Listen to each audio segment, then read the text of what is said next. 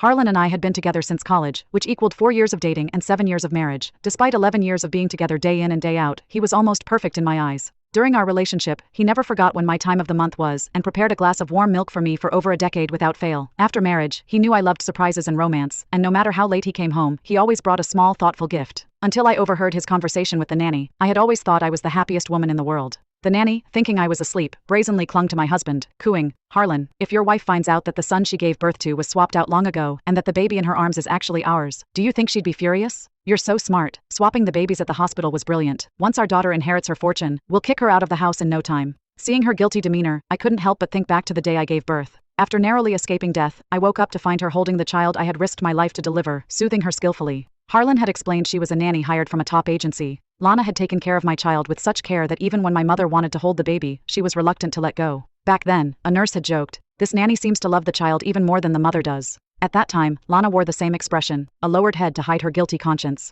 Seeing I hadn't spoken for a while, Lana nervously twisted her hands. "Dana, I know I'm just a nanny, and I shouldn't have gone into the music room, but Yasmin was upset today, so I went in to cheer her up." I raised my hand to interrupt her, smiling. "What are you saying? You've been helping me take care of Yasmin since my postpartum days. I'm grateful to you. Why would I blame you?" Hearing this, Lana and Harlan exchanged a quick glance, visibly relieved. Perhaps because I seemed easygoing, or they thought their act was seamless, Lana's behavior became increasingly overstepping. In the past, when I caught her being overly close with Yasmin, she would at least offer an explanation. Now she would openly hold Yasmin in her arms and feed her right before me. Later, I would wake up several times in the middle of the night, only to find that Harlan wasn't in bed. In Yasmin's room, just separated by a wall, the sound of laughter from the three of them rang out. I silently turned over. Seeing that I didn't notice anything amiss, Harlan became bolder. Sometimes, he even held Lana's hand under the dining table and stroked it right in front of me. My very own daughter, Yasmin, grew more attached to Lana as well. Sometimes, she would refuse my bedtime stories and insist on Lana putting her to sleep. Neither did I reprimand them, nor did I get angry. Instead, I silently allowed all of this to happen.